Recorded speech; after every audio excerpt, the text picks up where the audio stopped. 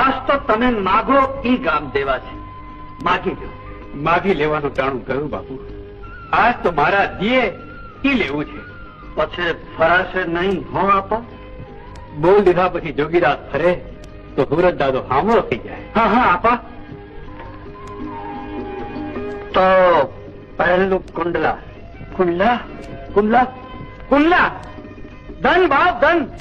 બાણાનું નામ ઉજાડ્યું. કુંડલા હવે ન ખપે મહારાજ. જેને માટે આટલો દાખલો કર્યો એ કુંડલા ન ખપે.